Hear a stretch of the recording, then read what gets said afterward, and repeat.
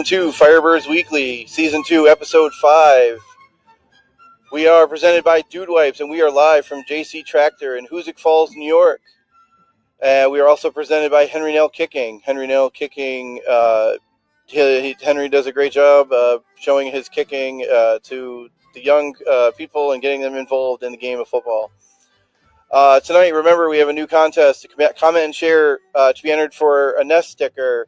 We'll pick 3 winners at the end of the show that will get a sticker with our logo printed on it. Tonight, our guest is Gary Compton, the Director of Football Operations for AF1. Gary, a return guest for us. How are we doing this evening, sir? I'm doing good, guys. I appreciate you guys having me. Long time no talk to. Yeah, it feels like it's been a while. I mean, we the last time around was I think May 10th, and a lot has happened since May 10th. So we want to take the opportunity to kind of have you on and kind of go through what's been going on for the last 6 months. Yeah, I mean, obviously, as everybody knows, there's a lot that's been happening. As we got into the start of free agency, and I know we'll discuss all of that. To expansion now, and getting ready to start moving in, schedules and all of that, and get, tryout camps. We got teams going with everything. So yeah, there's a lot of moving parts, and a lot of great information that we'll talk about tonight. And the last time you were here was May 10. In that time, the AF1 championship was played and won by our Albany Firebirds. What were your thoughts on the initial Arena Crown 2025?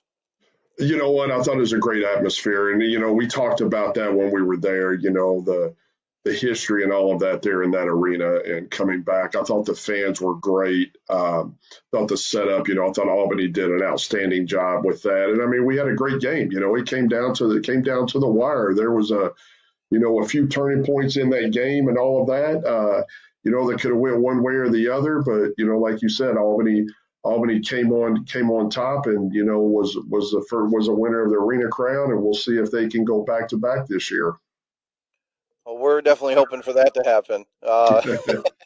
Tell me, a little bit about how Albany was as hosts for the championship, not just the game, but the whole weekend, doing the league awards and media day. And it really, was a cool spectacle, culminating, obviously, like you just said, in a great, Arena Crown. Talk about, working with, Albany as the host team for this.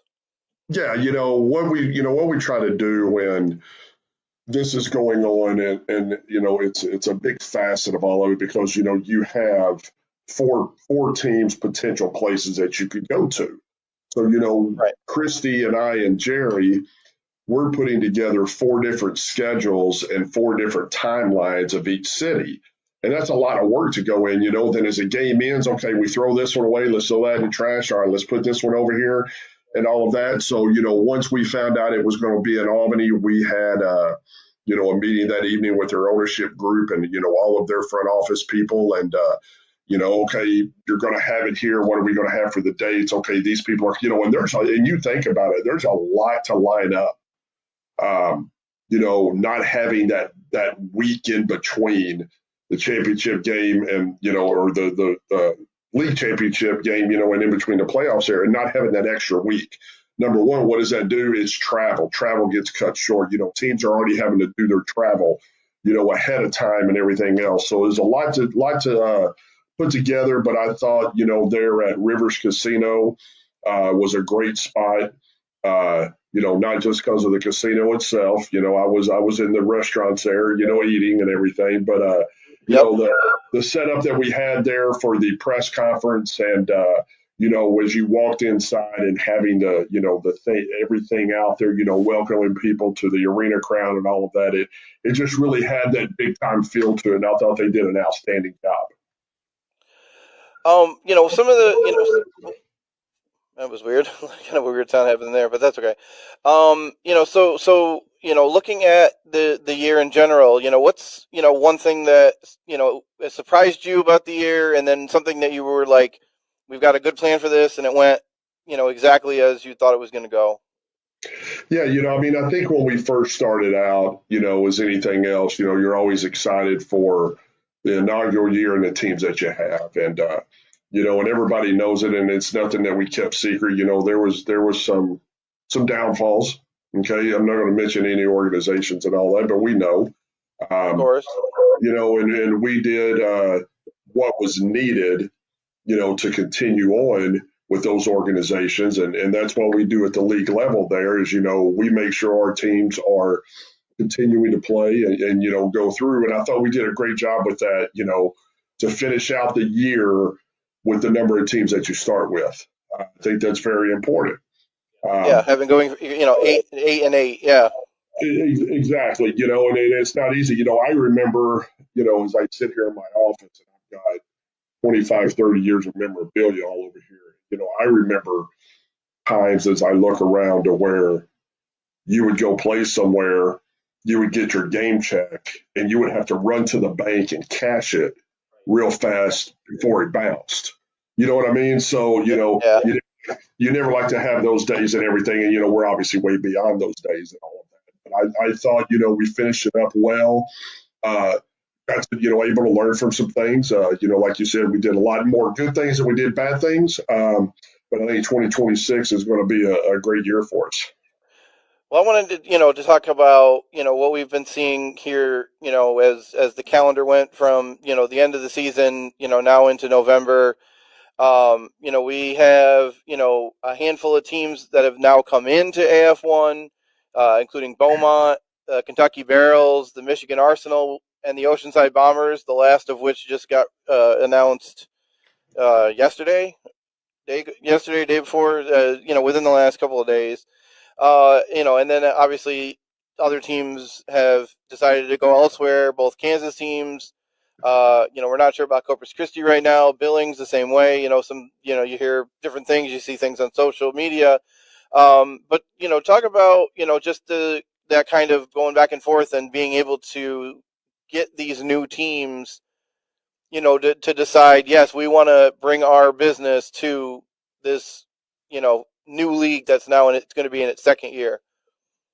Oh, absolutely. Well, I tell you what, first things off, you got to love social media, okay? Because everybody thinks when something's on social media, oh, you know what, that's true, and Yeah, let's take it, yeah. and I get it, and I get it too. I mean, it's a great platforms to have. I'm not anything with that, but I think people have to do their due diligence before they try to grab something and run with it, is what I'm going to say. Okay. Oh, Now, of course, yeah. Absolutely. Now, getting to your deal, when we first rolled out, we talked about expansion. Obviously, everybody knows, Southwest Kansas and Salina left. They went to another league. They wanted something more beneficial to them. Hey, shook their hand, hats off. You guys go do what you're going to do.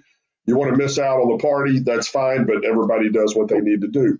We roll Beaumont in, who was a champion in the NAL last year, wanted to come over. They wanted to up their game a little bit. Went down there, had a press conference. It was phenomenal reception by the city, the mayor and everybody. The whole entire community was excited. So we get Beaumont on board. Then we go out to Northern Kentucky, okay, there, and we get them on board in the same thing. Mayor, everybody there, that opportunity in Northern Kentucky where they're going to play in the community and everything is outstanding. So now all of a sudden, we're up to bat. We're 2 for 2 with 2 home runs right now, right? Go down to Michigan. With tons of promotion and everything. Correct. Absolutely. So we get the third franchise, we get the Michigan franchise. George and those guys out there did an outstanding job. The Saginaw, is in a small community, but what I like about it, it's housed between 2 universities that are 15 minutes apart, and it sits dead center in the middle of both of them. So that's a recruiting hotbed that you can grab players from. Along with the hockey team that they had there was, outstanding. People wanted to come up. The mayor, again, all the, the commitment by everybody in the community. And then we just announced Oceanside. Oceanside there, that's going to play in San Diego. with that ownership group. And those guys, wanted to come on board to the AF1. They announced Willie Buchanan as an ambassador. We all know about Willie, being a NFL Hall of Famer and things like that. So there's a lot of good things going on and happening right now with expansion. Now, some people will say, "Oh, you got 4 expansion teams. You've got 9 teams right now. That's fine. That's okay. If I have 8 one year and I have 9 or 10 the next year, guess what? I'm growing at a decent rate. I want to continue to grow. That's what it's all about. I think people undervalue how hard it is in a league with teams and all of that, and the multiple personalities and the multiple people that you have to operate with and make sure things go smoothly. And I think Jerry has done an outstanding job in the management group of, vetting those teams and getting those teams in, and they're on board with AF1. There's a lot of good things happening, and everybody will say, "Oh, well, you just say that because you work for the AF1." That no, I don't. This is my life. This is what I do, and I'm passionate and serious about it. And when I tell someone, "Hey, this is legit what we're doing," it's definitely legit. So what exactly? I mean, you don't have to get into the details, but what's one thing do you think that fans probably would be surprised to know in terms of what is required to join the AF1? Absolutely. A lot of people think, "Hey, I can just fill out an application, right? Write a deposit, and I'm an owner." It's not that easy. We go out and as all these people are wanting to come into our league, and we vet them out. Number one, we look at a lot of how involved are you in the community. Okay, I think that's very, very important. Can you be community based? Can you get out in the community? Can you grow? There's 3 pillars that we use, in the AF1. There is character, commitment, and community. Okay, you got to have a high character. As the ownership group and all that, you got to be, very stand up with, with what you do in your business that you run. You look at the commitment. How committed are you to it? With that, you're committed for the long term, then obviously being in the community. So it's a long process that, there are people that vetted in April that, we didn't even get a chance to until July and August to even look at. So the management group, I think, does an outstanding job with that and getting the right people in here and understanding, what we're all about as we grow. What is going on with my machine today? All right, well. We've got a handful of. That's what we were dealing with that to begin with too. So we're like a good football team, we're grinding through the process. We're getting it done today. We think it's and obviously now you're getting these teams now, and now free agency has happened. The first period where teams can re-sign and things like that. Talk about how some of that has been going from your end as director of football operations. Seeing it from the player side, how do you think that's been going so far, in the first few months here, a couple of months? Yeah, well, I mean, and as you guys know, you've seen a lot of player movement, right? We've seen players moving to different teams. In different leagues. In different leagues, yeah, from different leagues and all of that. You see, you're seeing some high quality guys coming in. And, as everything else, this, as we say it, you want to use it as a trampoline to upscale yourself somewhere else. We want to see guys go to the UFL, the CFL, the NFL. That's what it's all about. Okay. It's not about, oh, well, we're better than everybody else, this and the other. Everybody has their own niche. Okay. Everybody has their own game. And I always love it when people talk, whether it's the IFL, the NAL, the AF1 or whatever, they try to compare it. And I think it's funny because, as we know, it's all different. Okay. As we say in our game is totally different. Why? Because we have the rebound nets. No other game has the rebound nets. We play, as Jerry says it, love it. We play arena football. Everybody else plays indoor football. So it is different. But getting back to your deal about the players, we've had a lot of movement with some players, moving back and forth, moving to different teams. We've had some, some great guys coming in and signing. We just had a trade today that will go through transactions tomorrow, which is the first trade of the year. Yep. Yeah, we had a coaching change in Minnesota. Okay, so we got a new coach in. Darren Clark is the coach there. So We didn't even mention the Minnesota. Oh yeah, We didn't even yeah, mention Minnesota. yeah. How do we forget? How did we forget You the know what? monsters? And I didn't even think about that till now. So let me give them their kudos because I was up there. That was outstanding. The greeting and the reception that you got from that place. We were in a hotel in a ballroom, and they probably had 250 people there, and all the merchandise and everything outside selling and everything. I thought they did a great job. And again, okay, this is another team that came from a league that won a championship. Okay, so you really think about it, you got three teams that have won championships playing in one league right now. Okay, which I think is good. But yeah, we got a lot of good things going there. A lot of players signing as you see now. The signings will drop off a little bit because they've kind of got a good base, but then they'll start having tryout camps. And as we get to the new year, and we'll talk about this in a little bit about some combines and some things that we partner with and we're going to do that will allow them to shape their roster up and get everybody ready to go for training camp. When you see a trade, how does the league get involved? Is there evaluation of it? Is it a fair trade? Like how do you handle that? Yeah. So what they do is the team that's going to trade or whatever, they'll call me and they'll tell me what's going to happen. Okay.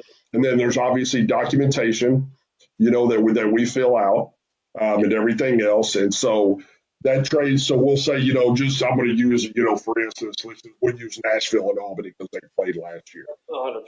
Gotcha. Yeah. And then everybody be like, oh, well, what happened? Nashville and Albany make a trade, and then somebody will post this on social media and run with it. And that'll be the wild thing tonight, right? So let's say Nashville's going to trade somebody to Albany. So they're going to call, they're going to tell me, they're going to fill out a form with what the trade is. They're going to send it over to Albany. Okay, Albany is going to review the form, make sure everything's correct. Okay, what am I trading for? Okay, is it a box of shoulder pads? Is it a helmet? Is it a gift card? Is it another player? Is it, whatever it may be? And they'll fill all that out, and then they'll send it back over to the team that did the trade. They will check to make sure it's correct. Then that form will come to me. I will evaluate it. I will look at it, and then I will sign off on it and send it back to both teams and tell them that the trade has been approved. That's kind of how things work. So like and that will be in the huh? Oh, that's why. Yeah. In the MLB, it's like they have like a thing where it's like this much. This is what each trade is worth. And in the AF1, it's Gary Compton. Right. Yeah. Exactly. And the thing of it is too, you don't see a lot of trades. With that, what you will see that's different is, we have a claimant order. Okay, you have a claiming order of when a player is released. There's a claiming order like anything else. The NFL has them and all that a player goes through. And if the person at the top of the order, picks that person, then they drop to the bottom. But you may have a team that's at the bottom that really wants that player, and what they'll do is they'll get the claiming order, right? Mm-hmm. So I'm going to trade this player to you, but I'm going to take your claimant order and you're number one. Now I'm going to sit at number one and I'm going to wait to see if someone comes through, so different things like that. Coaches have different methods, that they use and all that, but it's pretty cool to actually see and watch. It's almost like the waiver claim. Yeah. It's kind of like a waiver claim, I guess. Yeah. Absolutely. Taking a step back, only because a question had come in. Is there any talks for another team coming on, or are you going to roll with what you have for right now as of today? You know what? If I was a betting man, which I don't bet, I don't gamble. Okay. I would always use the term never say never. Okay. There are a few things in the fire right now that are trying to get final. Okay. I will say that. However, if things like that don't happen and we go with what we have, then, obviously as anything else, if you can't get teams that you want in and all of that for whatever reasons, you try to move them, you try to get them in the next year, right? I mean, that's what everybody wants to do. So you kind of have that. Right. Because that's the thing, like you said a few minutes ago, as long as it's a net positive every year, that's the way you want to grow. You don't want to go from, 8 teams to 15 and then be like, I don't think we can control this. Absolutely. And I think, and again, and that's what I was talking about. I think that's where a lot of people fail, right? Yeah. Everybody wants to, oh, I want to see 6 new teams, every year. Well, people don't understand that that's very hard to do, number one, and it's very hard to control with that because as anybody knows, as your league gets bigger, your office staff gets bigger, right? Because you've got more teams to manage and you have more people to manage. And if you're managing more people, guess what? That's more money. And where that money comes, and all that. So it's a big umbrella with everything. And so the management group has done a great job with the plan that they want to do each and every year. And I think that plan is showing here, throughout this year so far. So now that we're into November, what's the next major landmark for the AF1 in terms of dates? I know the combine is coming up, but what's kind of the next thing that you're looking forward to on the calendar? Will be the schedule, right? I mean, that's the big thing that everybody wants. The schedule will be out soon. I think that's the big thing that people want to see. They want to see the schedule. I think, a lot of people have kind of heard and kind of seen, when we're going to start, and all of that, that second week in April, being that kickoff weekend and, playing through, as you guys have heard, we're going to play the 12 games, and then culminate the, championship of the 1st of August. But the schedule will come out. And obviously, that will be neat because that's what everybody likes to talk about. Once we get through the schedule and all that, will be the combine. We partner with the National Scouting Combine run by Jimmy Kibble and his group. Yes. The CEO of Beyond Sports, LLC. And we partnered with them, and he does a phenomenal job at this. And what it is it's a showcase, and it's down in Fort Myers for 4 days. Okay, and these are all draft eligible players that did not get an invite to the NFL Combine, did not get an invite to maybe an All-Star game or whatever, but still showcase their talents. There'll be NFL scouts there, CFL scouts there, UFL scouts there. All of our coaches will be there, and we go down there for a 3-day deal and let our coaches can get hands-on with them, can evaluate them. And then also what's good about that is they have a free agent combine that wraps into that. And those are players that are eligible right now to come into our league and everything else. So, it's a huge database that you have to draw from, and it gives our coaches an opportunity, if they're watching this player during practice or whatever, they may want to interview this player. They may want to sit down and talk to him, get a little more information. But what's good about the whole thing is you have this, these players that are draft eligible and all that, you're not going to see them until May or June. Okay, because they're going to wait on the NFL to see what happens, and it doesn't, and everything else. But then all of a sudden, your board of players is phenomenal by the database that you have, right? So if you have a player personnel director, you have whoever, they are putting together this board. So if I have a guy that goes down on a Saturday night that plays left tackle, I'm looking at my board and I'm seeing who I got up there, and I've already made that phone call and I'm ready to go. So it's a great resource to have. And everything, and we continue to look, together with that partnership. Yeah, and, we've seen the scouting combine and what that means, and those partnerships, and I want to talk about a couple other real quick ones because I know that's been a strength is working with these partners. We had Evergreen now. And Vice TV. Any word on that in terms of if we're having the same thing or anything in terms of how people can watch the games if they don't come to the actual arenas? Yeah, absolutely. And Vice and Evergreen were a great partner of ours last year. And Vice being, their first year of doing live sports and all of that, and they've kind of, broadened the horizon a little bit. We're looking back with Vice again for this year. And everything else, we're in negotiations right now with a streaming partner that should be inked if it has not been already since we've been talking. That should be inked here pretty quickly and everything else. And that'd be news that'll be able to come. I think this is a great opportunity for us to elevate ourselves to the next step in broadcasting and showcasing our games and all of that. So I'll kind of leave it at that right now. But yeah, that's definitely something we got going, and we're looking forward to that this year. I got a question that came in here quick. little bit up against the clock here, but the question was: any discussions for the league that make some informative videos explaining rules that can be used at games, websites, etc. All too often, fans are not familiar with the rules, and nothing is more frustrating than watching a team get penalized and not understanding why. Yeah, and that's a great question. You got to understand. I guess what they do, what we do a lot on the broadcast and all that, is they break down the major part of the rules, right? It's 15-minute quarters. You have 8 guys on the side. One guy can be in motion. You have the deuce, and the deuce is this, and everything else. But as far as all the rules and everything else, we've been looking at putting something on our website, and we're working on this now, kind of a guideline, a little bit of everything, because it is a different game, and the average person that just turns the TV on has never seen it.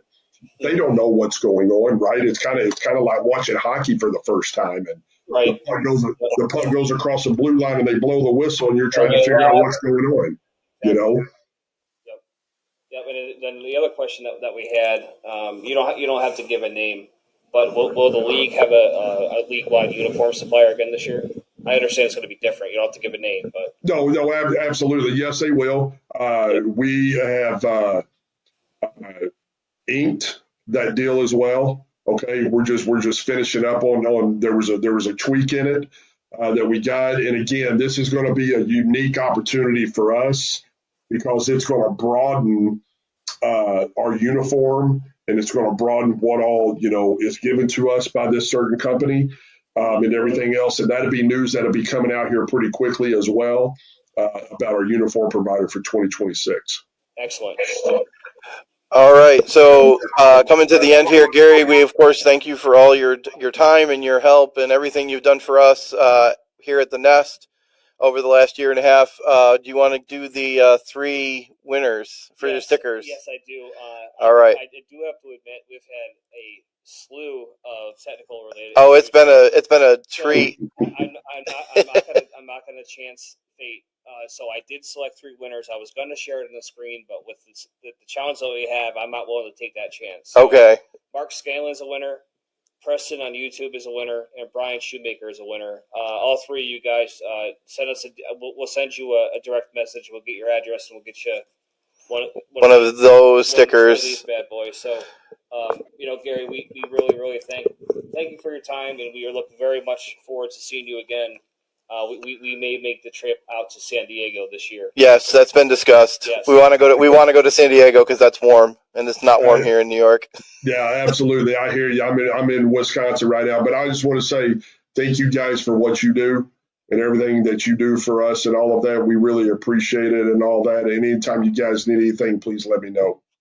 Thank you. And I also want to take the opportunity to thank you for giving us the opportunity to do the AF1 championship pregame. Yeah. That was phenomenal.